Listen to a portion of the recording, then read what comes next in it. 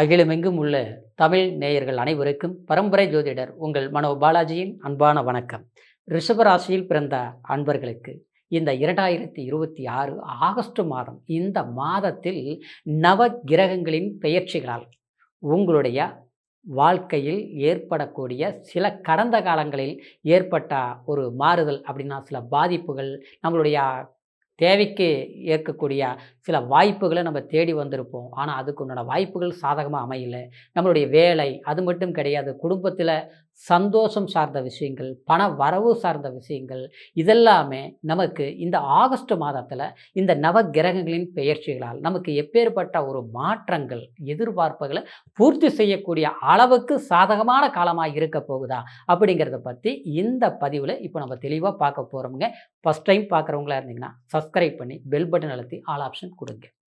ஆனால் ரிஷபம் அருமையான ராசி, தனஸ்தான அதிபதி கொண்ட ராசி ரிஷபராசி. இந்த ரிஷபராசிக்காரர் பார்த்தோம்னு வச்சிங்களேன், எப்போவுமே பிடிவாத குணம் ரொம்ப ஜாஸ்தியாக இருக்கும். நான் சாதிக்கணும் நினச்சிட்டோம்னா சாதிக்காமல் விட மாட்டேன். உழைப்பு மேலே அதிகமாக நம்பிக்கை வச்சுருக்கக்கூடியவங்க யாருங்க? இந்த ரிஷபராசிக்காரர். அது மட்டும் கிடையாது, ஒருத்தர் மேலே அன்பு வச்சுட்டா அப்படியே அடிமையாக இருப்போம். பிடிக்காதவங்கள யார் சொன்னாலும் அவங்கள ஏற்றுக்க மாட்டோம், பிடிச்சவங்களை யார் சொன்னாலும் அவங்கள விட மாட்டோம். இதுதான் ரிஷபராசிக்காரருடைய தன்மை. ஆனால் எல்லாத்த விட பார்த்தோம்னாங்க, 10 பேர் மத்தியில் நம்ம கௌரவமாக வாழணும் அப்படிங்கிற குறிக்கோள், எவ்வளோ கஷ்டங்கள் வந்தாலும் சரி நான் இப்படித்தான் வாழுவேன் அப்படின்னா எப்படி வேணாலும் வாழ்கிறத வாழ்க்கை கிடையாது. நாம் 4 பேர் மதிக்கிற அளவு வாழ்கிறது தான் வாழ்க்கை அப்படின்னு நினச்சி வாழ தெரிஞ்சவங்க கண்டிப்பாக இந்த ரிஷபராசிக்காரர். ஏன்னா எல்லா ஒரு நல்ல குணமும், நல்ல ஒரு சிந்தனையும், எல்லாத்தோட ஒரு கலை நயம் மிக்கவங்க. அதாவது ஒரு ரசிக்கக்கூடியவங்க. ஒரு ட்ரெஸ் எடுத்தால் கூட மற்றவங்க யோசிப்பாங்க, எந்த கடையில் எடுத்தீங்க, ஒரு பொருள் ஒரு வண்டி வாங்கினா பரவாயில்ல அருமையாக செலக்ட் பண்ணியிருக்கிறீங்களே அப்படின்னு சொல்லக்கூடிய அளவுக்கு ஒரு சிறப்பான மனிதர்கள் இந்த ரிஷபராசிக்காரர். ஆனால் ராசி சிறப்பு தான், ஆனால் நாம் பட்ட கஷ்டம் தான் ரொம்ப ஜாஸ்தியாக இருக்குது. ஏன்னா யார் மேலே நம்ம அன்பு வைக்கிறோமோ அவங்க என்ன பண்ணுவாங்கன்னா, நம்மக்கிட்ட நல்லா இருக்கிற வரைக்கும் இருந்துட்டு கடைசியில் ஒரு பெரிய இடைஞ்சலை கொடுத்துட்டு போயிடுவாங்க. சிலர் பார்த்தோம்னா பொருளாதாரத்தில் நம்மளை பாதாள குழியில் தள்ளி விட்டுட்டு போயிடுவாங்க நம்மளதை வாங்கிட்டு.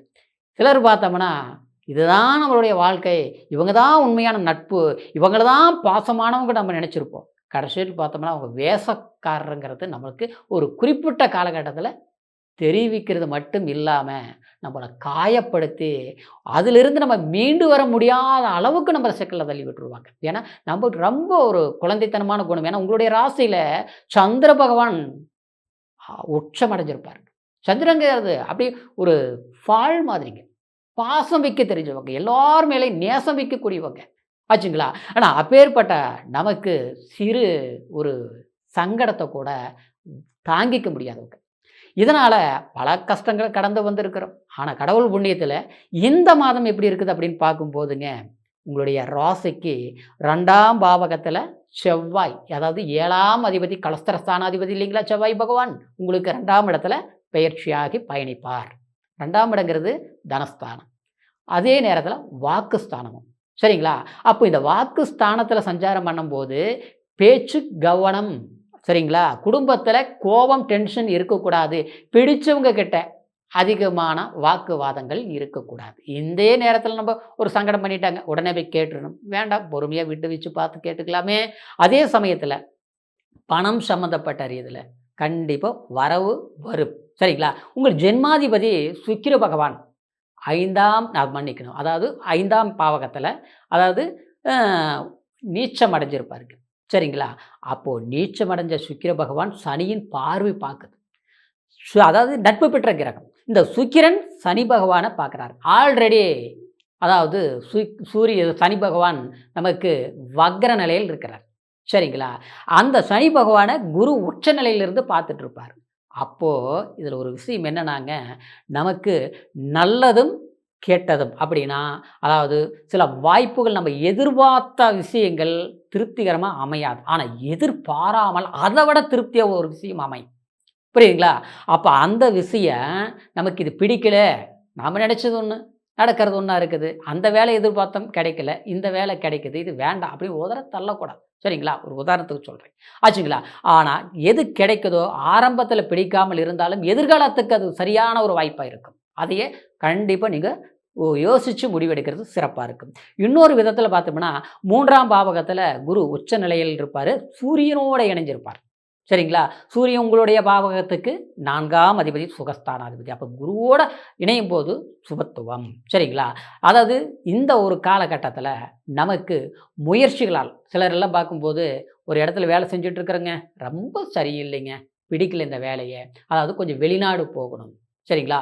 வெளியூர் போகணும். கடல் கடந்து போய் ஏன்னா குரு இருக்கக்கூடிய இடம் உங்களுக்கு இந்த மாசம் மட்டும் கிடையாது. அடுத்தது குறிப்பிட்ட காலகட்டம் வரைக்கும். அதாவது சந்திர பகவானுடைய வீடு. உங்களுடைய ராசியில அவர் உச்சமடைவார். சரிங்களா? நீங்க இடம் மாற்றங்கள் உங்களுக்கு அற்புதமான ஒரு முன்னேற்றத்த குடுக்கும். கண்டிப்பா. அதாவது கஷ்டப்பட்டு நாம் எவ்வளோ ஒரு சிரமம் வந்தாலும் பரவால்ல, பாத்துரலாம் அப்படின்னு துணியிறவங்களுக்கு ஒரு வெற்றியின் ஒரு வழி.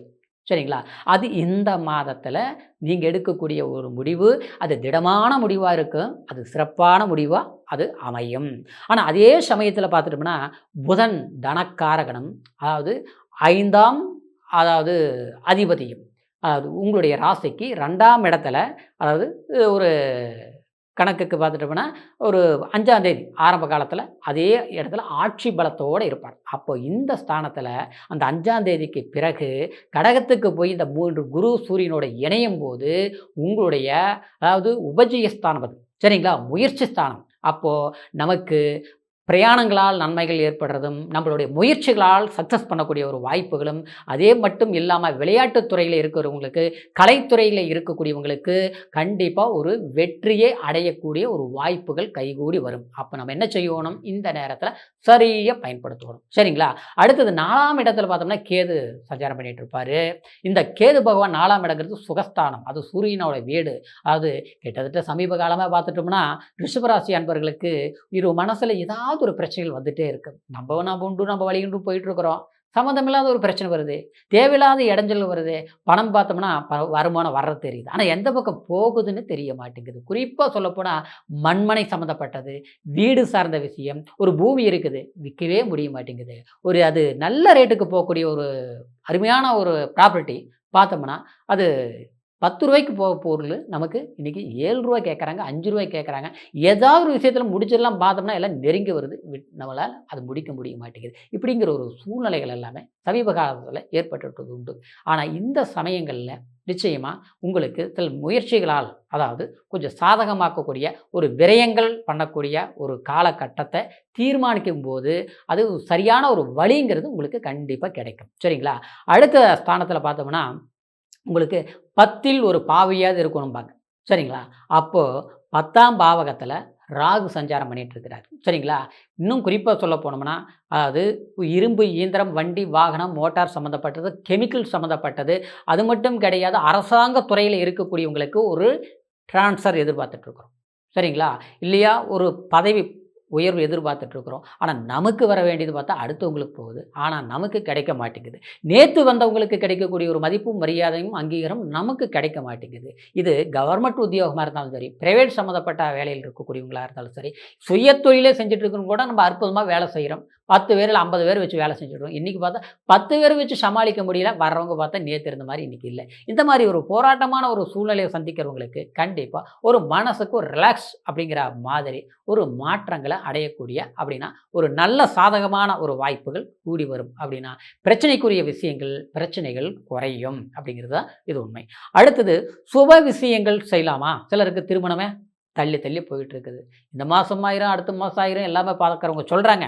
ஒண்ணு ஜாதகம் நல்லா இருந்தா பொருத்தம் இல்ல. பொருத்தம் எல்லாம் நல்லா இருந்தா, கடைசி டேட்ல பார்த்தா பொண்ணு புடிக்கல, இல்ல மாப்பிள்ளை புடிக்கல, எல்லாம் புடிச்சுதுன்னா எல்லாம் ஓகே ஆகுற கண்டிஷன்ல பார்த்தோம்னா, சிலதெல்லாம் ஓகேவா ஆயிருச்சு. ஆனா, கடைசி நேரத்தில எப்படிதான் போச்சுன்னு தெரியல. தள்ளி போயிருச்சு. ஒத்து வராம முடிஞ்சு போச்சு.